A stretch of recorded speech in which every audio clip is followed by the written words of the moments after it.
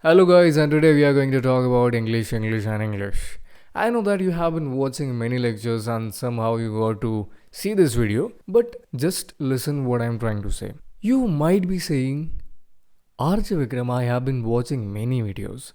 I have been learning English since many years, and right now also I'm watching your videos in English language. Just before that, I had watched an English language video where I had understood each and every concept of grammar, which the particular teacher was telling me, and that was in Hindi. And in fact, I had made some sentences also as per the given instructions. But still, I'm not able to talk the way you are able to talking right now. See, whenever a person is watching a lecture, analyzing it, making sentences, and practicing with that, that is ultimately helping them out. But that is not going to make them fluent speaker or general speaker. Because what you are doing is you are doing only and only learning, and that's what I avoid about. Learning language is different and living language is different. I'm not talking about living, okay? I'm talking about living with life. Just like that, living the language. You are only learning since the beginning. You are not actually living it. What I mean by saying living is that you have to stay there. You have to actually speak the way a small child is living the language. That person is not at all learning. See, it's not about my definition of learning and what is your definition of learning. But what is the mindset of people that whenever they consider the thing of learning, they consider that sitting in the classroom, watching, observing somebody is teaching them and they are just listening it. But what I mean by learning is actually doing it. So stop listening now. You have listened a lot. So I'm not going to give you the advice of keep listening English videos, keep watching podcast in English, keep watching English movies, keep listening English songs. Instead of saying that, I would tell you that till now you have been listening movies. Sorry, you have been listening songs, you have been watching movies in English, you have been watching podcasts as well. In fact, you had watched many tutorial videos. In fact, you had somewhere you had gone for English videos. So you had watched English videos everywhere. Still, what is missing? Your performance is missing. Have you ever heard that whenever you are observing something, you are trying to do that, but you are trying it, but at the first attempt only you are leaving it. So I don't want you to leave it, I want you to leave it. Understood? Now, in many lectures you would have gone for parts of speech, grammar rules, sentence constructions. These parts are really very important in your language. But to be very honest, these are not going to help you out in speaking English. See, this will help you in every way in writing English, but this same thing will not help you in speaking English, because speaking English is a process of your brain. See here, two parts are working on your language, Broca's area and Ring's area. So Broca's area is focusing towards producing the language, and Ring's area is focusing on understanding part.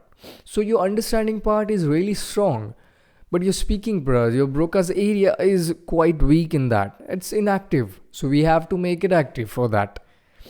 Now, second thing, what are you talking about? What I'm talking about, you are very active about grammar. So while talking, your brain is too fast to analyze that information, and grammar rules are too slow to get into that. If you are thinking about grammar rules at the time of talking, you are going to fail over there only. So what can help you? For example, I'm giving you best example. Everybody must be telling you that parts of speech. Parts of speech are the basic fundamental foundation of English language. That way you have to learn parts of speech anyhow. If you don't know the parts of speech, you cannot learn speaking English. Okay, just give me a chance, okay? I'm telling you one thing.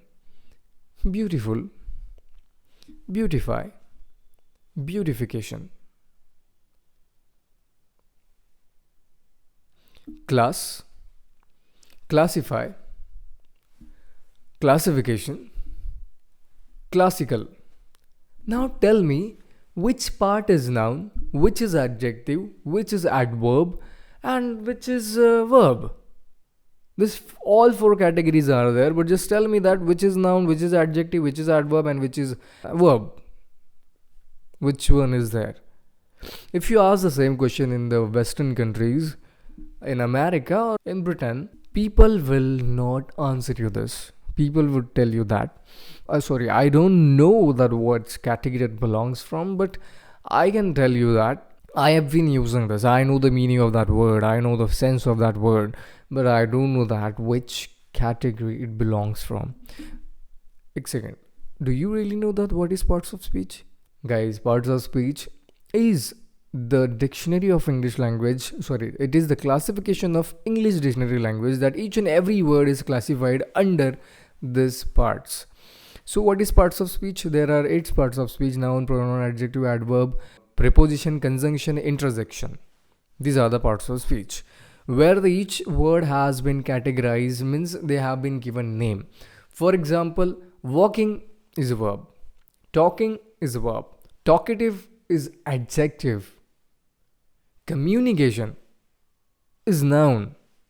Communicate is a verb. Understanding what I'm saying? Effect, affect. Which is noun and which is adjective.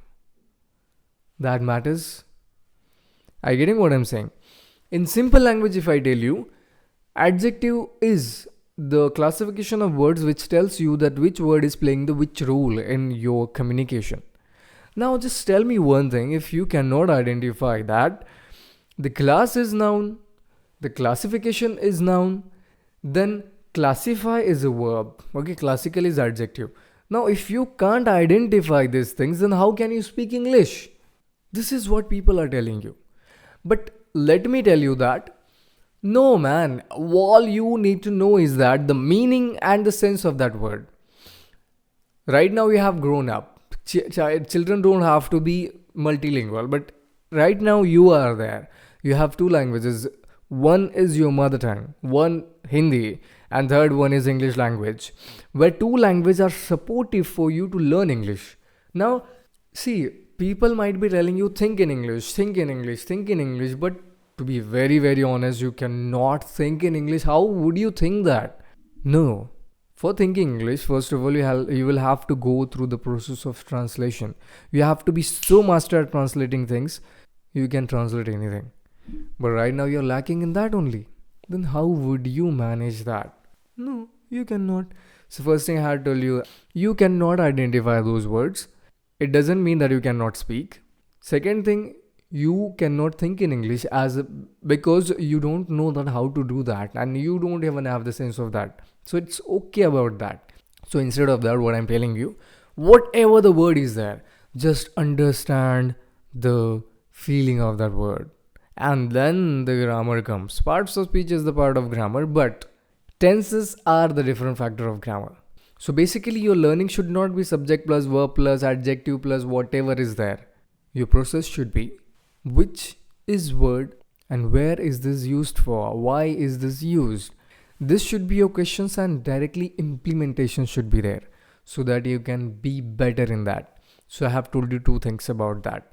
Now, if you really think that speaking continuously and speaking fast like I am doing right now is the real talking and is the real fluency, so to be very honest, you have wrong misconception about fluency. Fluency is not continuously talking. Fluency is not having the random words in your mouth. Fluency is not that. Fluency comes when the other person starts understanding easily from your side whatever you're telling them, and that person is easily understanding it. That is fluency. Second thing, they don't have any problem. They are not facing single problem from your side to understand the particular thing. Okay. Now, fluency is not continuously talking. I have told you that person who is listening you, that person should not face any problem. That person will decide that you are fluent or not. If you are continuously talking, from Obama till Shah Rukh Khan, nobody is talking fast. They are all slow. Have you heard them talking in the speech? Go and watch their videos, you will find that many pauses. Fluency is when your pause starts talking. Fluency is when your pause is also having a dialogue. So that gap is giving you the greatest sense of talking. Understanding. Basically, the ultimate goal of talking is to make somebody understand, to make somebody express. Fluency is directly expressing your thoughts without any problem, without any break, without any hesitation. Your voice has two factors. One is voice modulation, second one is your confidence. Your confidence boosts your voice modulation, and your voice modulation builds your sentence speech projection. Where you have to stop, where you have to go up, where you have to go down, where you have to speed up, where you have to speed down, that all things matters in this. Understood? As a voiceover artist, who can tell you better? I can tell you better. Third thing, watch this video if you want to know detailed about voice modulation and fluency. This one. See you guys. This is Vikram.